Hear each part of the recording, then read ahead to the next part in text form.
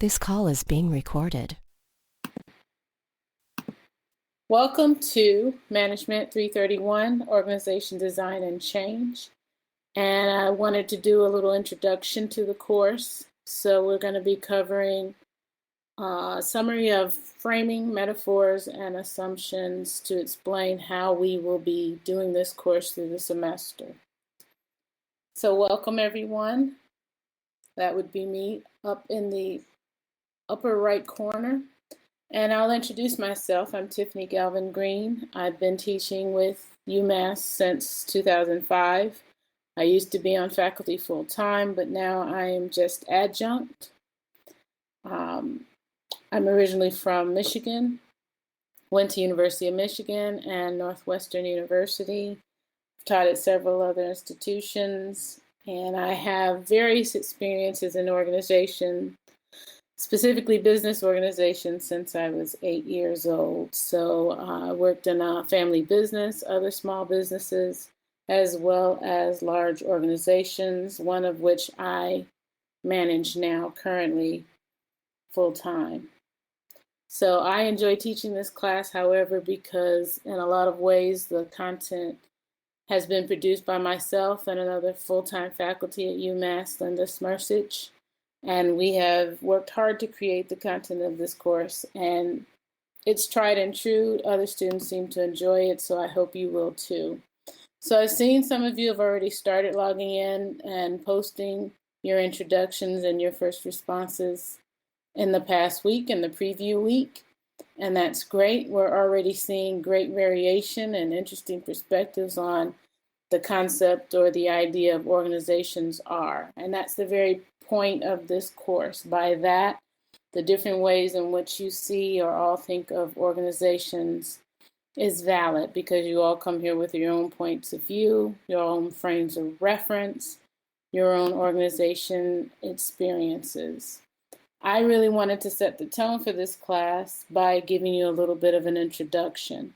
However, you all also know, and you'll see in the overview for this class, that I give quite a lot of content at the beginning of each module to break things down for you. I also, there's other resources within each of the module contents for you to get multiple perspectives or background readings, etc., for you to understand the course content for the week. I do like to pace things out on a week-by-week basis and not just put all of the content out all at once, because it's meant for you to think about the content in a certain order. So it's important that you don't get too anxious that you need to read all the way to the end, because it's important that you think about the concepts as we move through them on a weekly basis. But this is not your typical management course. Yes, this is a course on organization design and change. However, I approach it from a much more macro point of view. I want you to think out of the box. I've created the course out of the box to get you thinking out of the box. I think it's important that you understand where concepts have come from, where change concepts and change ideas and design concepts have emerged from theoretically.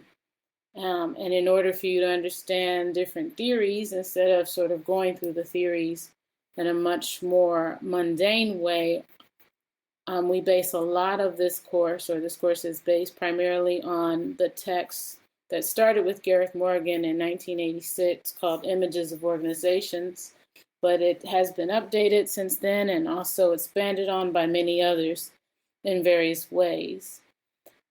The idea is that we will talk about the multiple perspectives in which organizations have been thought about through the years, how that affects how change and decisions and other issues within organizations are framed, and the way that they're framed will affect how managers, leaders, and even employees view a situation or what's going on. So I fundamentally believe that no matter what level you are in an organization, you have to be able to see multiple points of view.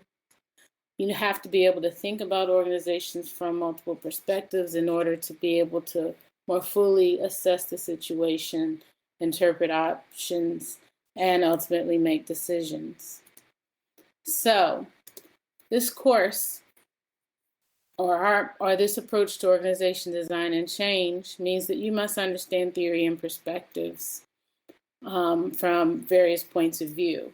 First, you need to think about thinking and theorizing as essential parts of management. So whenever you are managing or even understanding how you're being managed, you're constantly developing theories based on your observations. And so it's good for you to be aware that you are doing so. All theories thus that have been made about organizations and management over time are based on implicit images or metaphors. So certain images and metaphors have led us to see and understand organizations, and they have ultimately led theorists and different academics and different writers to see organizations from a different point of view, point out different concepts, and thus make different theories over time. These theories have led us to think that certain structures are important, certain aspects to organizations are crucial for better performance, etc. So I want to give you an idea of theory, but also help you to understand design and change as we see it now and how it's been rooted in certain things over time.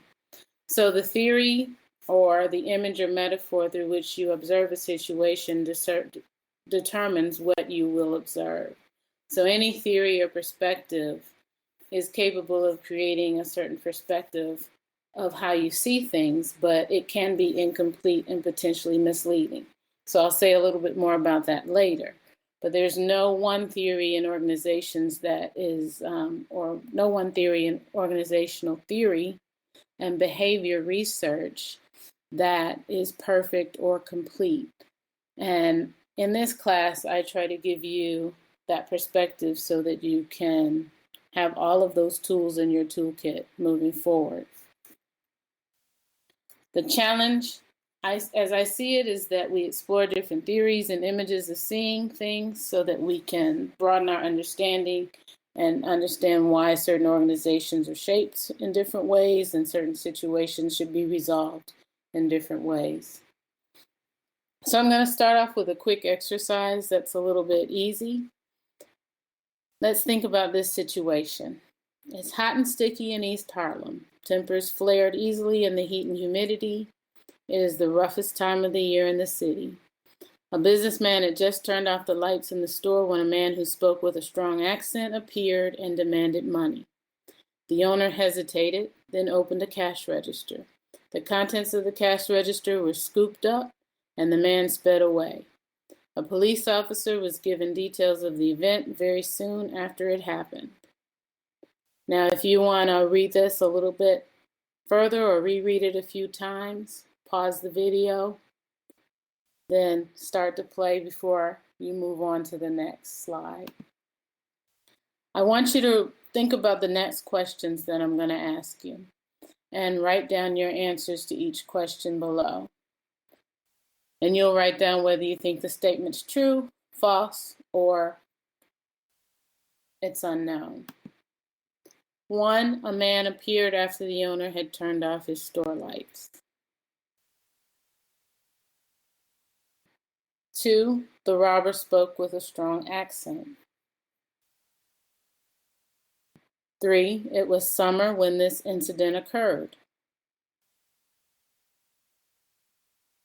4, the man who opened the cash register was the owner. 5, the man who demanded money scooped up the contents of the cash register and ran away. A businessman had just turned off the lights when a man who spoke with a strong accent appeared in the store. Money from the cash register was scooped up by someone. The details of this event were promptly reported to a policeman. The owner scooped up the contents of the cash register and sped away. And finally, the following events occurred. Someone demanded money, a cash register was opened, its contents were scooped up, and the man dashed out of the store. So I hope you didn't go back while you answered to these statements, but we will look at it in review. So fact or fiction, a man appeared after the owner had turned off his lights. It's actually unknown. We don't know for certain that the owner and the businessman are the same person. If they're not, the owner might not be a man or the person who turned off the lights. The second, the robber spoke with a strong accent. Again, we don't know whether this was a robber or someone demanding something like rent or strongly requesting a legitimate payment for services or goods. Or maybe it was an overly aggressive collector for a worthy charity or a shakedown by an illegal neighborhood protection group, quote unquote. We just don't know. It's unknown. It was summer when this incident occurred. It can be hot and humid in late spring or early fall in that part of the country. The man who opened the cash register was the owner.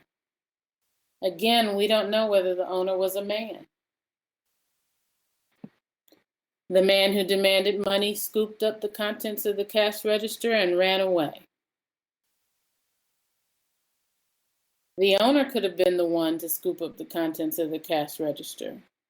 Does sped away necessarily mean ran away? What if the money was scooped up by our accented man who was on roller skates or was leaning out of his car at a drive-up window? Or what if this was a sidewalk sale and the owner scooped up the cash register contents, then jumped in a waiting taxi and sped away?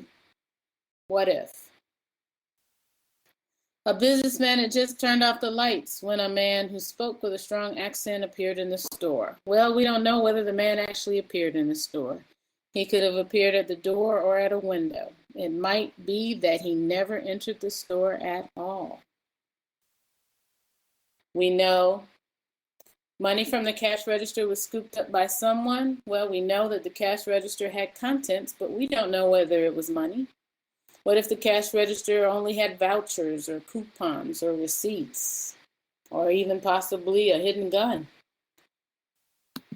The details of this event were promptly reported to a policeman. Well, we don't know whether the police officer was a man first, and we don't know whether someone promptly reported this event or happened to mention it casually to a passerby who worked as a police officer. The owner scooped up the contents of the cash register and sped away. It is possible that the owner did it. Again, we don't know for sure. And lastly, the following events occurred. Someone demanded money, a cash register was opened, its contents were scooped up, and the man dashed out of the store. Well, all of those statements were fine up until we get to the dashed out of the store. So what is the point here? It's all about making inferences. So if you put anything but unknown for every response, then you were making an assumption or an inference, either about the gender or about the events, how it played out in your head. All of that was based on personal theories that you were making about what occurred. And it could be interesting for you to take a minute to explore what made you make those assumptions. Why were you thinking certain ways about the gender or about the sequence of events or about the contents in the register? Many of you were likely unaware that you were even doing so. And by doing so, I mean that you were having assumptions and putting your assumptions or biases into place. But each inference, and thus the conclusion about the entire story, comes from your inferences that are based on stereotypes, emotions, your experiences, education, values, so on. All of those things impact what we call social information processing. And by that, it's all of the things that impact how you perceive events and then how you interpret what you're perceiving. And then ultimately that will affect your actions or your decisions. So thus your framing, how you view things, impacts your actions. So how does that relate to our course? Well, reframing means that you have to take on different perspectives or take on a different perspective to be more complete in your analysis of a situation. So instead of making one decision about what should I do in this circumstance, what kind of changes should we make, you would be better off having a more complete point of view, and you can become more complete in your point of view by reframing and taking on different perspectives. So using different metaphors helps you to understand different problems in new ways. And we will be thinking about everything from organizations to being like factories and structure down to organizations as being instruments of domination. But I'll say more on that. So think about your reaction to the first discussion. First discussion asked you to complete the sentence of an organization is like a. How did you describe that organization? What kind of a metaphor did you use? Through the years, I've heard from everything from a family to a circus to a pinball machine. And how did you describe why you thought of it in that particular way? Any insights or any things that you thought were particularly interesting? The point of the exercise or discussion was to get some insight on how people may see things with different metaphors, but also in the description of why you use that particular metaphor, you are listening to or you are reading some of the personal theories that people have about work and organization. And a lot of it will be based on experiences. If you think of organizations in a metaphor that's rather messy, then likely you've had a lot of experiences in very messy or complicated situations. If you've worked in a lot of family businesses, you might be drawn to metaphors that describe much more organizations as families, etc. So ultimately, understanding change is enhanced by understanding metaphors. And metaphors, in essence, are what we use to understand and experience one thing in using the terms of another. So when we use one thing and liken it to being similar to something else, it's because we see some sort of similar connection between the two. What most people don't realize is that metaphors are pervasive in everyday life. So it's not just in language, but it becomes what affects our thoughts and actions. So the imagery that we put together in different ways will affect how we view a situation and thus will affect our actions from there on. So it's important for us to start thinking about different metaphors. Our concepts construct what we perceive. So by that, we have to understand that if we are viewing a situation a particular way, then it will affect how we get around in the world, how we relate to other people, what we focus on. This conceptual system that I'm calling it then plays a central role in defining our everyday realities. So it's important to be aware of it, but it's not something that we're normally aware of day to day. And most of the little things we do, we simply just act. Inferences and biases in our frames of reference are automatic. So I'll give you another example of metaphors that we live by. Many of us may think of arguments as war. We may not put it that way, but if you think of an argument in this more conflictual way, then you'll think of things as attacks and defensible, criticisms. You may think and use terms like I demolished him or her in that discussion, I won the argument. There's all kinds of framing that you may use. Okay, you disagree, well then what? Shoot, tell me why. If you use that strategy when you go in there to have that discussion, he'll wipe you out. All of those kinds of things reflect a certain metaphor like argument is war. But now can you imagine instead if you used argument as dance? What might that be like? How would you see or talk about arguments differently? You may be more prone to think about the give and take, the collaboration. It's something a little bit more integrated and not combative. It's something that maybe fluctuates and goes ups and downs and ins and outs, but it's not either or line drawn in the sand. So that's just one way to think about how changing one particular frame might change how you talk about it, how you see the situation. So organizations are enacted metaphors. What do I mean by that? Well, first I have to step back and say organizations by themselves do not exist. Organizations are social entities. They are created by people.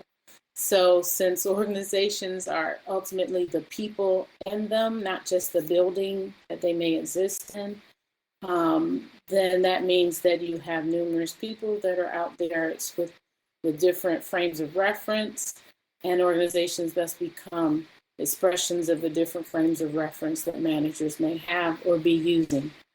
From the very beginning, when any organization is founded by someone, they structure that organization and the decisions for what that organization is going to do and become, whether it's a nonprofit in its particular cause or a for-profit that's going to sell certain things.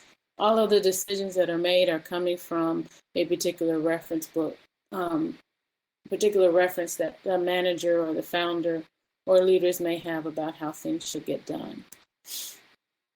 So, since organizations are enacted metaphors, it's important to realize that the metaphor that you're using might only lead you to think about certain ways to resolve any particular situation. Or the metaphor that you're using may lead you to think you have to set up the organization in a particular way. So in other words, if I only have a hammer, then every problem or situation tends to become a nail. By that, if you are only thinking about a situation from one particular frame of reference, then you're probably only going to see the same sets of solutions and possibilities. If you have more tools in your toolkit, then you may think about different ways to approach the problem. That's ultimately the goal. Because metaphors have a downside. They can be constraining and limiting, and if we don't explore more than one at a time, then we'll see all the problems the same and all potential solutions related to one source. And for a long time in the field of organization behavior and theory that led up to design and change, there was a prevailing concept of organization and structure and how important the structure is that led to a lot of what we think organizations should be, but we see now a lot of new forms coming up and a lot more fluid forms and ways of doing business and ways of structuring companies and how we treat employees, et cetera, et cetera. All of those differences came from people that started to think about, well, wait, what if I thought about this entire idea of getting things done, producing these products, meeting these particular needs in a different way? So there's always more than one side to a story, more than one solution to a problem, and more than one problem to be solved. I like fancy side special effects. So lastly, what are the 6 metaphors we talk about over this course? We cover organizations thinking about them as machines, organizations as organisms, organizations as brains, organizations as symbols or culture, organizations as political systems, and lastly, organizations as systems of domination. All of these are some of the metaphors or most of the metaphors of the key textbook that we rely on, which is Morgan, Images of Organization, but it is not all of the frames that he discusses in that book. And there are also other ideas and articles and readings that I have to draw in. So if you are welcome to purchase that book, but we don't cover everything in that book. And so I have left a lot of the content for you to be able to access without having to get the book per se. The first 3 metaphors, machines, organisms, and brains, are all coming from a similar perspective that has to do with design, or what we think about as strategic design. They're all a very structured way to think about organizations in different ways, because Machines tend to focus inside on how you should plan things rationally. Organisms will have you thinking that you also need to think about environmental fit. And brains are another structured way to think about sort of organizations and what's important in terms of information processing and learning. All of those three are similar in that they're all very structured ways and focusing on structure. And that's what we cover in the first half of the class.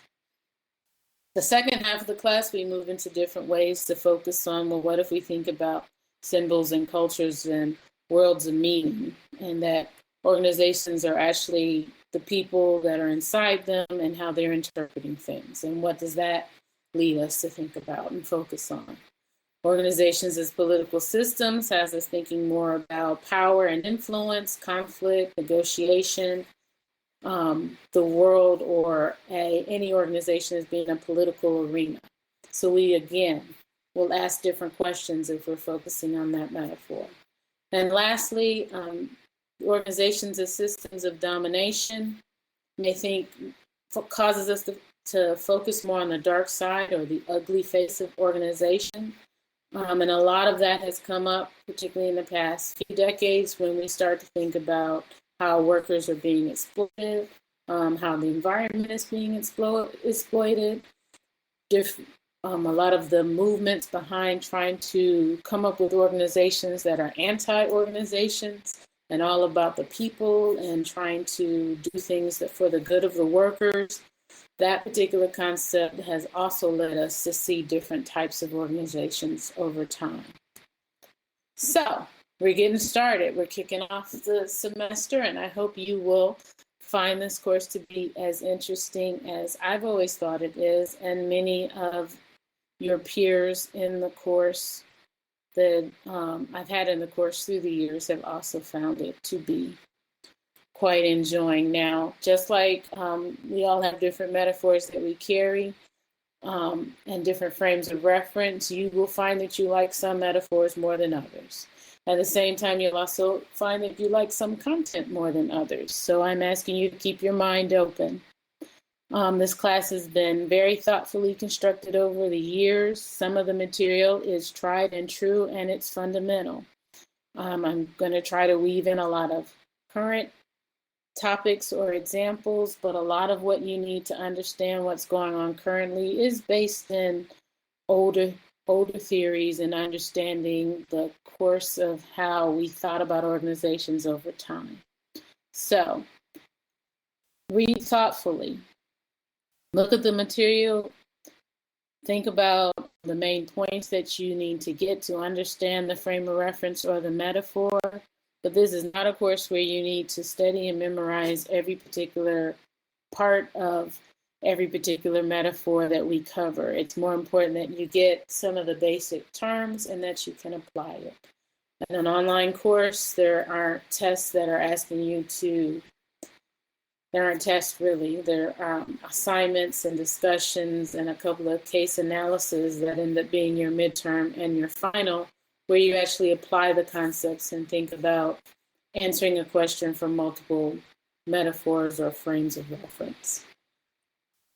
My goal ultimately for this class is to have you thinking differently about organizational situations by the end of the course. I want you to be able to assess or apply your own theories about what's going on in multiple ways. So you should be able to approach problems, decision making, and ultimately how you lead others by being able to stop and go, well, wait, am I thinking about this from one angle, and I could think about this more broadly. In the course of your life, you will have hundreds maybe of metaphors that you use in any situation, but this is just a kickoff so that you can start to see that the way you frame what you are viewing will affect your actions and your decisions moving forward. So I look forward to working with you. There's a lot of content that is given to you in writing, but I wanted to do this introduction a little bit more personally, and I will see you in the online virtual world. Thank you.